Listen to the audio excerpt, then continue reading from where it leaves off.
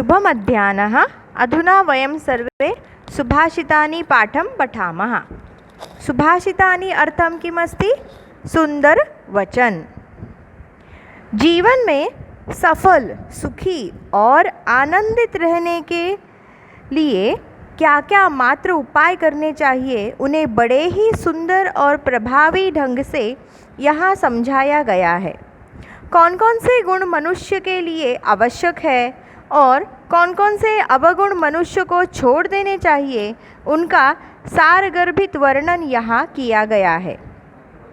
यहाँ यह संदेश दिया गया है कि मनुष्य को परिश्रमी, गुणवान, दूरदृष्टि वाला, सूझबूझ वाला, क्रोध रहित, सत्संग करने वाला, महान व्यक्तित्व का अनुचर, कुशल संयोजक, महान चरित्र वाला, गुणदर्शी एवं सदैव सकारात्मक रहने वाला होना चाहिए, ताकि वह सदैव प्रसन्न रह सके।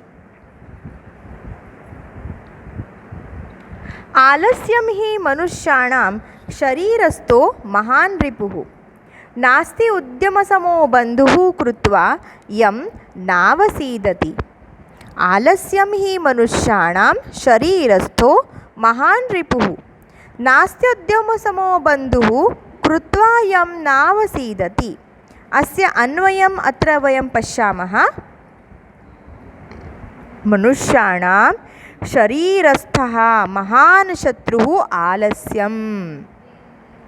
उद्यमसमः कोऽपि बन्धुः न अस्ति यं कृत्वा मनुष्यः न अवसीदति। पश्यन्तु, अस्य अर्थं वयं पश्यामः। मनुष्याणां शरीरस्थः महान् रिपुः। उद्यमसम कोऽपि बन्धुः न अस्ति यं कृत्वा न अवसीदति। अस्य वयम् अर्थम् अत्र पश्यामः।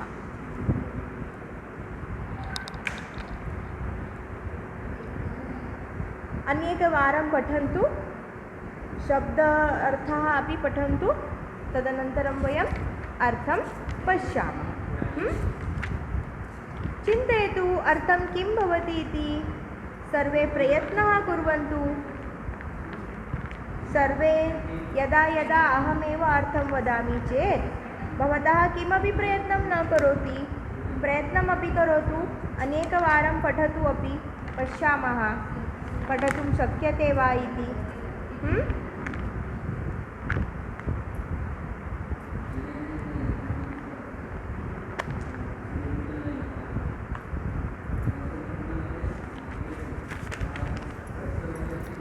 मनुष्य के शरीर में रहने वाला सबसे बड़ा शत्रु आलस्य ही है, सुस्ती ही है।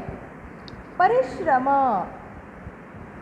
पुरुषार्थ के समान बंधु, भाई, सखा, संबंधी नहीं है, जिसे करके मनुष्य दुखी नहीं होता है। मतलब सभी लोग उसको दुख देते हैं।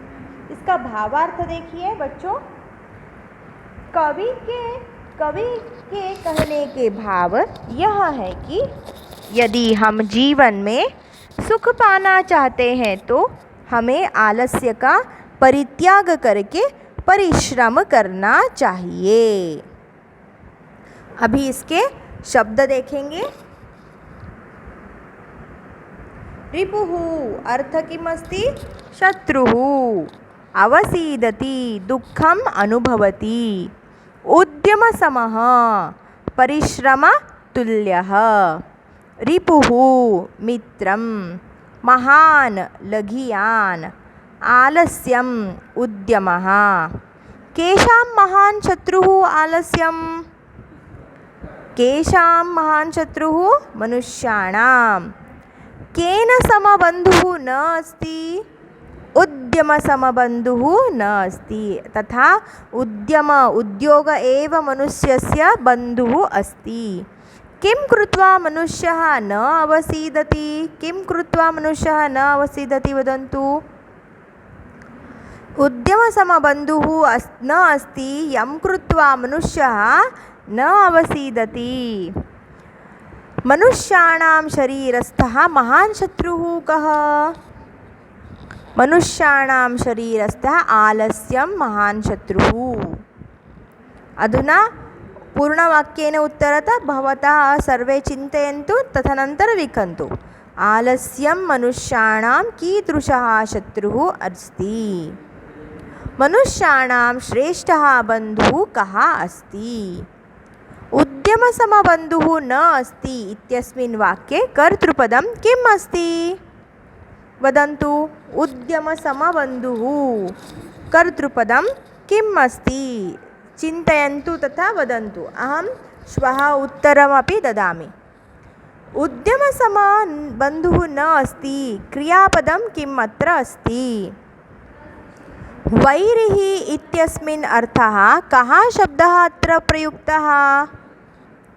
मनुष्याणां शरीरस्थः महान् रिपुः आलस्यं विशेष्यपदं किम् अत्र अस्ति? कृत्वा इति पदे प्रत्ययः कः अस्ति? अत्र अव्ययपदं किम् अस्ति? सर्वे उत्तराणि चिन्तयन्तु तथा लिखन्तु। अहम् उत्तरं न वदामि, चिन्तयन्तु। श्वः अहम् उत्तरं ददामि। अधुना द्वितीयश्लोकं पठामः। गुणं गुणं गुणं गुणवेत्ति गुणी गुणं वेत्ति न वेत्ति निर्गुणो। गुणी गुणं वेत्ति न वेत्ति निर्गुणो। बली बलं वेत्ति न वेत्ति निर्बलः। पिको वसन्तस्य गुणं वायसः करीच सिंहस्य बलं न मूषकः। पश्यन्तु अधुना किम् अस्ति इति वयं सर्वे प्रथमम् अन्वयं पश्यामः, तदनन्तरम् अर्थं पश्यामः। गुणी गुणं वेत्ति। गुणवान गुण को जानता है, वेत्ति जानता है। गुणी गुणवान को जानता है। निर्गुणः गुणं न वेत्ति। गुणहीन व्यक्ति गुण को नहीं जानता है, मतलब अच्छे गुण को, अच्छे लोगों को। गुणहीन व्यक्ति गुण को नहीं जानता है। बली बलम वेत्ति। बलवान बल को जानता है। वेत्ति मतलब जानता है। बली बलम वेत्ति। बलवान बल को जानता है। निर्बलः बलम न वेत्ति। निर्बलः मतलब कमज़ोर आदमी जो है उसको बल के बारे में कुछ भी मालूम नहीं रहता है, बल को नहीं जानता। जैसे कि वसंतस्य गुणं पिकः। वसंत के गुण को कोयल जानती है। पिकः कोयल जानती है। वसंत ऋतु जब आने पर कोयल कुहू कुहू करती है ना। वसंतस्य गुणं पिकः। वसंत के गुण को कोयल जानती है, वेत्ति जानती है। वायसः न। वायसः अत्र काकः। वायसः न मतलब वायस काकः को मालूम नहीं है कि वसंत गुण, वसंत ऋतु कैसा रहता है, वसंत ऋतु कब आता है, लेकिन कुहू तो कुहू कुहू चहकने लगती है ना। सिंहस्य बलम करी वेत्ति। सिंहस्य बलम शेर के बल को हाथी जानता है, वेत्ति जानता है। सिंहस्य करम सिंहस्य बलम करी अर्थम हाथी, वेत्ति। मूषकः न। चूहे को नहीं मालूम रहता कि सिंह कितना बलवान है। मूषकः न। इसका भावार्थ अभी आप देखेंगे। कवि के कहने का भाव यह है कि गुणवान व्यक्ति की दृष्टि में ही गुणों विशेषताओं का महत्व होता है। मतलब गुणवान व्यक्ति को गुणों का विशेषता महत्व का होता है, मतलब उसको मालूम है कि गुण कितने महत्व है। गुणहीन के लिए तो वो निरर्थक है। गुणहीन के लिए तो वो निरर्थक है। अतः व्यक्ति को गुणों का पारखी बनना चाहिए। इस तरह से हमने द्वितीय श्लोक के भावार्थ को समझ लिया है। अभी नूतन शब्द देखेंगे। वेत्ति जानाति, वायसः काकः, करी गजः। गुणी विलोम शब्द निर्गुणः, गुणः दोषः। बली निर्बलः, सिंहः मूषकः। एकपदेन पश्यन्तु। कः गुणं वेत्ति, निर्बलः किं न वेत्ति। वसन्तस्य गुणं कः न वेत्ति, कस्य बलं करी वेत्ति। उत्तर पूर्णवाक्येन पश्यन्तु। गुणी किं वेत्ति यत् निर्गुणः न वेत्ति। वसन्तस्य गुणं कः कस्यापेक्षया अधिकं वेत्ति। वसन्तस्य गुणं पिकं वेत्ति इत्यस्मिन् वाक्ये कर्तृपदं किम् अस्ति। वसन्तस्य गुणं पिकं वेत्ति, अत्र क्रियापदं किम् अस्ति। काकः इत्यस्मिन् अर्थे कः शब्दः अत्र प्रयुक्तः। गजः इत्यस्मिन् अर्थे कः शब्दः अत्र प्रयुक्तः। उत्तरं सर्वे चिन्तयन्तु तथा लिखन्तु।